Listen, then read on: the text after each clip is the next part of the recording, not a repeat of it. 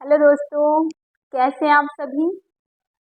आज बहुत दिन बाद मुलाकात हो रही है हम लोगों की। एक्चुअली मेरे यूट्यूब पे कुछ इश्यू आ गया था, इसलिए मैं क्लास नहीं ले पा रही थी। बट अब वो सही हो गई है, तो अब रेगुलर क्लास चलेगी आपकी। तो फटाफट बता दीजिए, आप लोग कैसे हैं सभी। अच्छे हैं ना। यस। तो हमने अपनी संध्या कंप्लीट कर ली थी। आज हम पढ़ेंगे समास। ठीक है। आज से हम नया टॉपिक स्टार्ट करेंगे समास, क्योंकि संध्या हमने सारी कंप्लीट कर ली थी। आज समास स्टार्ट करेंगे तो फटाफट डालेंगे समास। ठीक।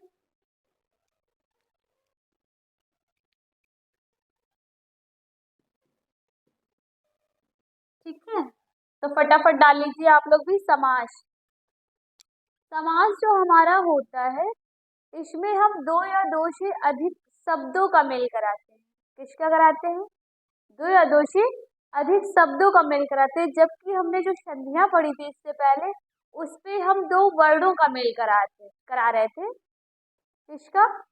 समास में हम दो शब्दों का करवाएंगे, जबकि संधियों में हम दो वर्डों का मेल करा रहे थे। वर्ड मतलब अक्षर का मेल करा रहे थे, है ना।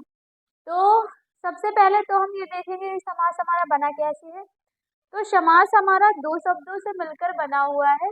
पहला है सम, दूसरा होता है आश। तो इसमें सम हमारा जो है वो उपसर्ग है। ठीक है। इसके बाद आ जाता है, यदि आपसे अर्थ पूछ लिया जाए तो समास का अर्थ होता है संक्षिप्तीकरण। ठीक। इसमें हमारे दो पद होते हैं, एक उत्तर पद होता है, दूसरा हमारा पूर्व पद होता है। जो पूर्व पद होता है वो हमारा पहला शब्द होता है, जबकि जो हमारा उत्तर पद होता है वो हमारा दूसरा शब्द होता है। ठीक है। तो सबसे पहले हम देखेंगे अपना समास। तो समास में हम सबसे पहले देखेंगे कि दो शब्दों से मिलकर बना है समास हमारा। चलो वहां नहीं डालते हैं, यहाँ डालेंगे समास।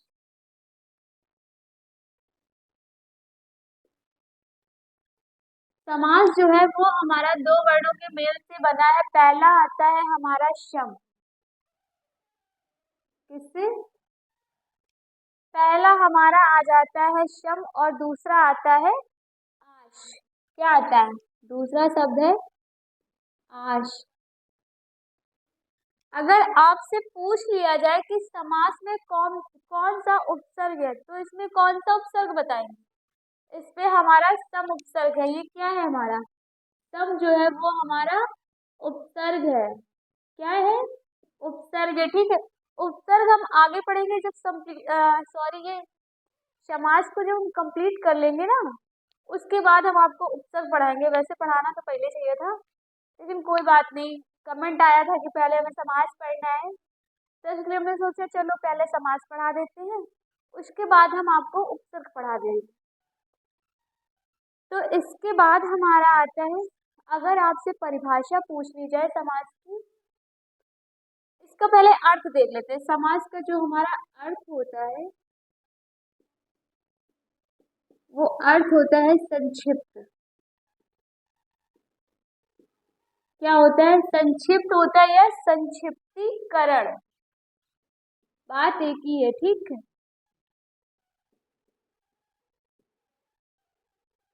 संक्षिप्तीकरण। इसके बाद आ जाता है, यदि आपसे परिभाषा पूछ ले तो आप बताएंगे समास की जो परिभाषा होती है। कभी कभी एग्जाम्पल में मतलब जो आपसे ऑप्शनल पूछता है ना, उसमें ये थ्योरिकल क्वेश्चन भी पूछ लेता है। तो ऑप्शन में आपको मिलेगा जो समास होता है वो दो या दो से अधिक शब्दों के मेल से बनता है। आप यही देखना, कहीं आपको शब्द मिल जाएगा तो कहीं वर्ड। जो वर्ड होता है उस वो हम वर्डों का मेल कराते हैं तो हमारी संधि बनती है, लेकिन जब शब्द का हम मेल कराएंगे तो हमारा समास बनता है ना। तो आप परिभाषा लिख लीजिए, चाहे आप याद रखिए। परिभाषा हो जाती है हमारी, दो या दो से अधिक शब्दों के मेल से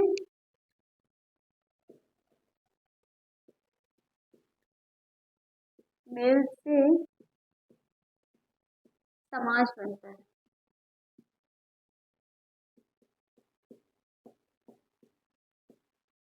ठीक है, या तो आप ये भी बोल सकते हैं कि दो या दो से अधिक शब्दों के मेल से जो नया शब्द बनता है उसे हम समास कहते हैं। ठीक है, दो या दो से अधिक शब्दों के मेल से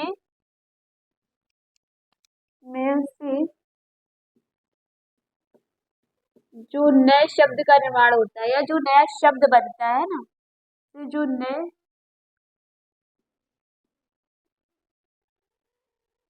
ऐसे शॉर्टकट हो जाएगा, जो नया शब्द बनता है उसे ही समास कहते हैं।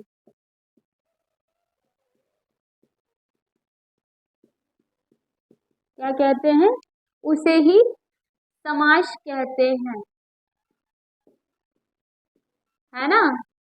यदि आपसे कोई पूछ ले कि समास किसे कहते हैं, तो समास में हम दो या दो से अधिक शब्दों का मेल कराएंगे। आप ये याद रखिए कि इसमें हम शब्दों का मेल करा रहे हैं, ठीक है, जबकि संधियों में हम दो वर्डों का मेल कराते हैं। यही आप कंफ्यूजन खाएंगे, तो इसलिए आप याद रखना, यहाँ चाहे अंडरलाइन भी कर लेना जिससे आपको याद रहे कि इसमें शब्दों का मेल हो रहा है। ठीक, तो अगर आप एग्जाम्पल देखना चाहें तो हम आपको एग्जाम्पल दिखाते हैं। एक सेकंड रुक जाओ।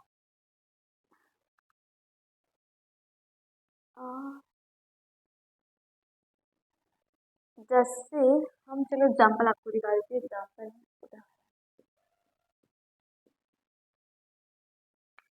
उदाहरण में आप ले सकते हैं, एक सेकंड सही हटा दो। उदाहरण में आप देख लीजिए, महापुरुष, महापुरुष, ठीक, ऐसे लिखते हैं ना महापुरुष।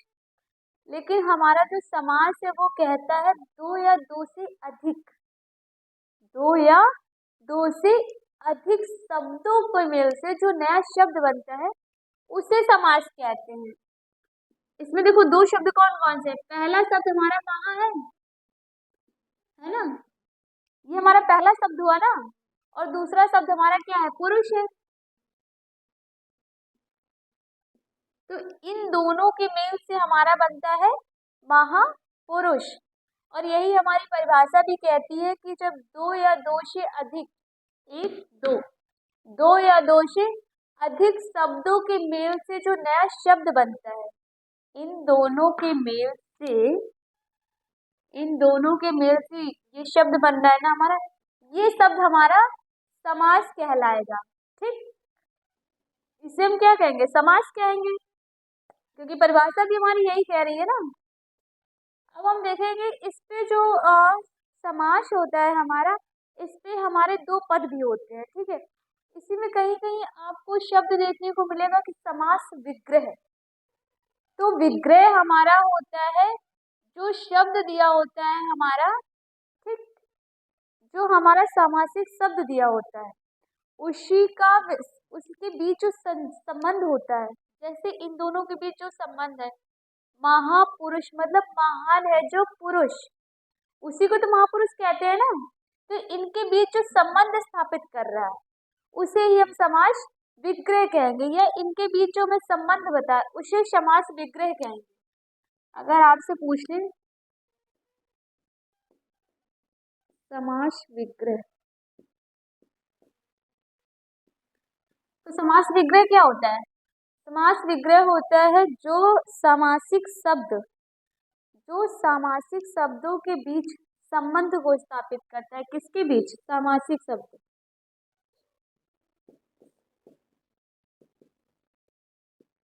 शब्दों के बीच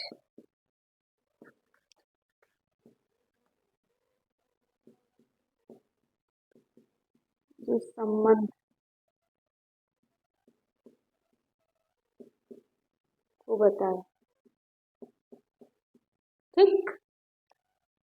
समास विग्रह हमारा होता है जो समासिक शब्द हमारा ये है जो समासिक शब्दों के बीच संबंध को बताए। जैसे महापुरुष, इसी को हम देखेंगे, या तो हम ले लेते हैं प्रतिदिन। प्रतिदिन अगर आपसे इससे पूछ लिया जाए इसका समास विग्रह कीजिए तो ये हमारा समासिक शब्द हुआ। इनके बीच जो संबंध है उससे जो बताएगा वो हमारा समास विग्रह होगा। तो प्रतिदिन का मतलब है हर एक दिन या प्रतिदिन, है ना, हर एक दिन, या आप लिख सकते हैं प्रत्येक दिन। ये हमारा होता है समास विग्रह, है ना, जो संबंधों को स्थापित करे उसी को हम समास विग्रह कहते हैं। ठीक। इसके बाद हम देखेंगे हमारे इसी में हमारे दो पद होते हैं। समास में अगर पूछ लिया जाए कितने पद होते हैं, इसी में आप लिख लीजिए पद। ठीक। तो समास में हमारे कुल दो पद होते हैं। कितने पद होते हैं? कुल दो पद होते हैं। पहला पद होता है हमारा पूर्व पद, या पहला होता है पूर्व पद या पहला पद, इसी को कहते हैं पहला पद। दूसरा पद होता है हमारा उत्तर पद। ठीक। उत्तर पद को हम कह सकते हैं दूसरा या अन्य शब्द,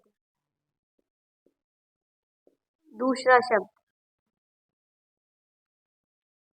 ठीक। दूसरा पद या दूसरा शब्द कुछ भी आप कह सकते हैं।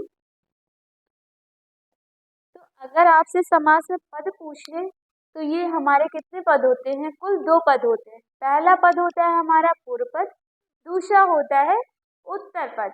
जो हमारा पूर्व पद होता है उसे हम पहला पद भी कह सकते हैं, और ये हमारा जो उत्तर पद होता है ये हमारा दूसरा पद होता है। जैसे कि इसी में आप देख सकते हैं, जैसे ये हमारा दिया है महापुरुष। ठीक। तो पद हमारे दो है ना, इसमें देखो कौन सा पद है, ये हमारा कौन सा पद हुआ? ये कह रहा है दो पद होते हैं, एक पूर्व पद, दूसरा उत्तर पद। जो पूर्व पद होता है उसे हम पहला पद कहते हैं। तो इसमें पहला पद कौन सा है? ये हमारा पहला पद है ना, तो इसे ही हम पूर्व पद कहेंगे। पूर्व पद या पहला पद, कुछ भी बोल सकते हैं आप, है ना। और ये हमारा जो दूसरा पद है इसे ही हम उत्तर पद कहते हैं। क्या कहते हैं? तो ये हमारा उत्तर पद होता है। ठीक। इसके बाद हमने देख लिया अपना समास दो शब्दों से मिलकर बना है, सम और सम और आश। इसका अर्थ होता है संक्षिप्त या संक्षिप्तीकरण। परिभाषा पूछ ले तो दो या दो से अधिक शब्दों के मेल से नया शब्द जो बनता है उसे ही समास कहते हैं। इसके बाद हमने एग्जाम्पल देख लिया। फिर हमने देखा समास विग्रह क्या होता है। तो समासिक शब्दों के बीच जो संबंध स्थापित करता है, मतलब कोई शब्द दिया उसका अर्थ जो होगा उसे ही हम समास विग्रह कहेंगे। उसे मतलब उसके पूर्ण रूप में प्रकट करें। ठीक। इसके बाद अगर आपसे पूछे इसमें समास में कितने पद होते हैं, तो कुल दो पद होते हैं। पहला पद हमारा पूर्व पद कहलाता है और दूसरा या अंतिम पद हमारा उत्तर पद कहलाता है। ठीक। इसके बाद हम इसमें देख लेंगे हमारे जो समास होते हैं वो कुल कितने प्रकार के होते हैं। ठीक। तो हम इधर देख लेंगे अपना प्रकार, समास के प्रकार। आप लिखते जाइएगा, नया कहीं नहीं लिखाएंगे। ठीक। इसी पे आपको लिखना भी है। तो हमारे समास कुल 6 प्रकार के होते हैं। कितने प्रकार के होते हैं?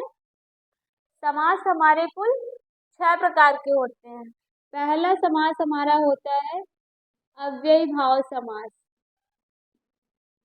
अव्ययी भाव समास दिख रहा है आप लोगों को? दिख रहा है ना? साफ दिख रहा है ना? दिख रहा हो तो आप बता दीजिए तो मैं कुछ ट्राई करूंगी। पहला हमारा हो गया अव्ययी भाव समास। दूसरा हमारा होता है तत्पुरुष समास। तीसरा होता है कर्मधारय। चौथा होता है हमारा द्विगु समास। पांचवा द्वंद्व समास। छठा हमारा होता है बहुब्रीहि समास। ठीक है, तो हमने अव्ययी भाव समास देख लिया। दूसरा हमारा होता है तत्पुरुष समास। कौन सा होता है? तत्पुरुष समास।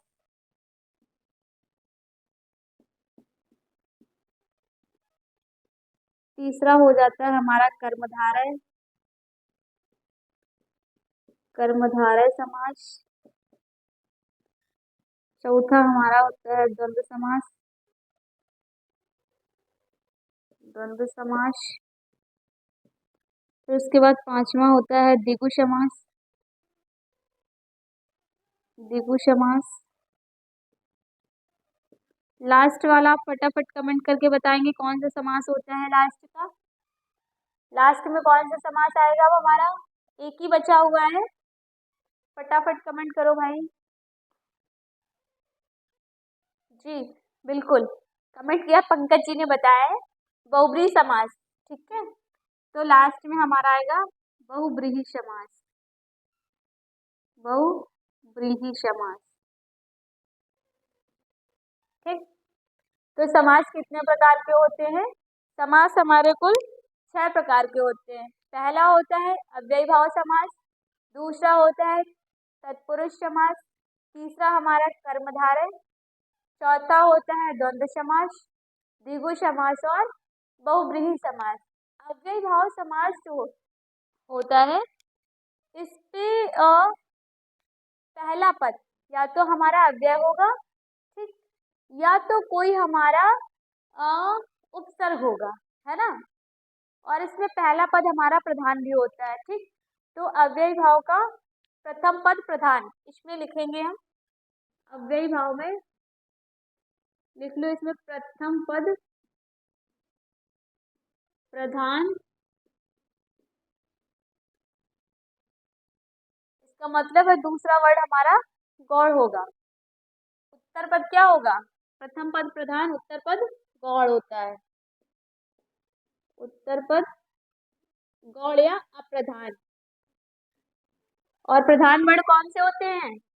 प्रधान वर्ण वो होते हैं जिसपे जोर डाल के जिसका अर्थ बताया जा रहा ना, जिसपे जिस वाक्य में पूरा फोकस एक शब्द पे होता है, वही हमारा प्रधान शब्द होता है। या इसे हम मेन शब्द भी कह सकते हैं ना, जो मेन होगा उसका वो हमारा प्रधान पद होता है। इसके बाद आता है हमारा तत्पुरुष समास। तो तत्पुरुष समास में हमारा उत्तर पद प्रधान होता है। इसमें क्या होता है? उत्तर पद प्रधान होता है। उत्तर पद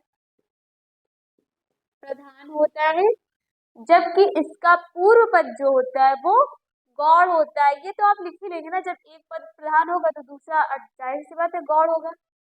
इसके बाद आते हैं हम कर्मधारय समास में। तो कर्मधारय समास में जो होता है इसमें उत्तर पद प्रधान होता है, लेकिन इसमें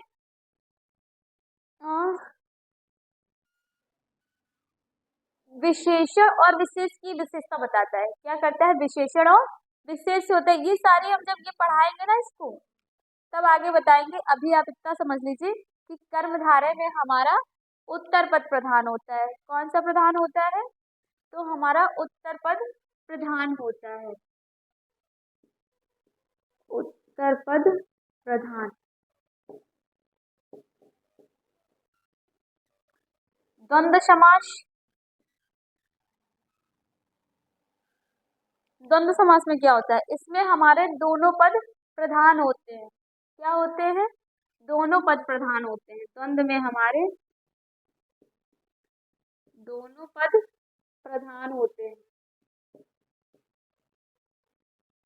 द्विगु समास में पहला पद हमारा संख्यावाची होता है। क्या होता है? पहला पद हमारा संख्यावाची होता है और इसके बाद जो हमारा उत्तर पद होता है वो प्रधान होता है। द्विगु में हमारा पूर्व पद द्विगु में हमारा पूर्व पद संख्यावाची, संख्यावाची उत्तर पद प्रधान होगा। क्या होगा? उत्तर पद प्रधान होता है या प्रधान होगा। ठीक है, फिर आते हैं बहुब्रीहि। बहुब्रीहि समास में हमारे कोई पद प्रधान नहीं होता है, इसमें दोनों पद गौड़ होते हैं, जबकि इसमें कोई अन्य पद या कोई नया शब्द जो होता है वो प्रधान होता है। क्या होता है? तो दोनों पद गौड़, दोनों पद अप्रधान या गौड़,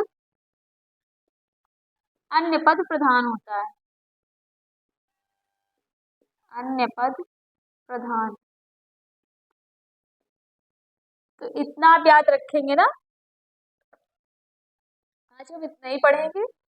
इसके बाद हम नेक्स्ट वीडियो में पढ़ेंगे और देखेंगे इन सबको, हम इनको विस्तृत रूप देखेंगे, इनको हम विस्तार से पढ़ेंगे आगे वीडियो में।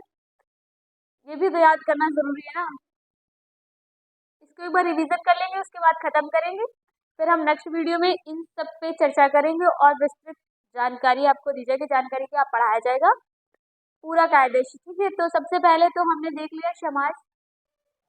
समास का जो अर्थ हमने देखा वो संक्षिप्तीकरण या किसी चीज को संक्षिप्त करना।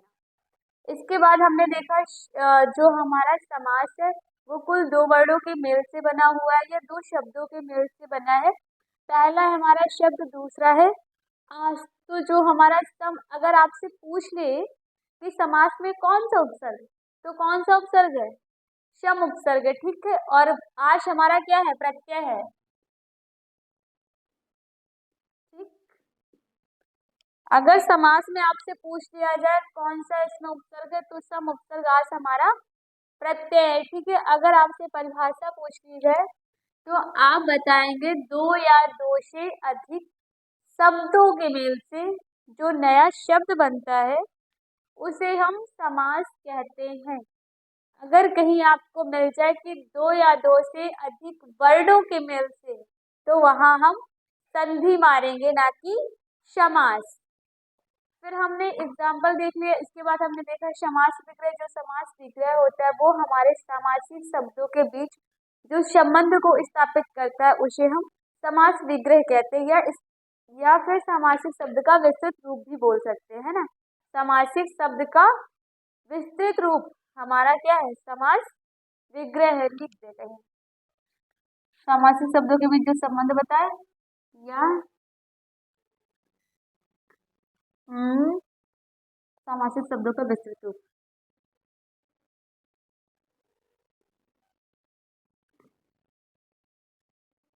या सामासिक शब्दों का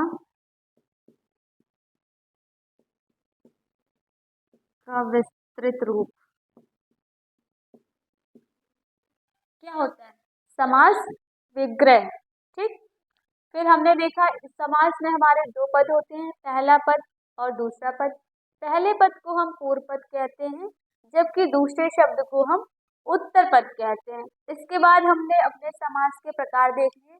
तो समास में कुल 6 प्रकार होते हैं। पहला होता है हमारा अव्ययीभाव समास, दूसरा हमने देखा तत्पुरुष समास, कर्मधारय समास, द्वंद्व समास, द्विगु समास, और अंतिम आता है हमारा बहुब्रीहि समास।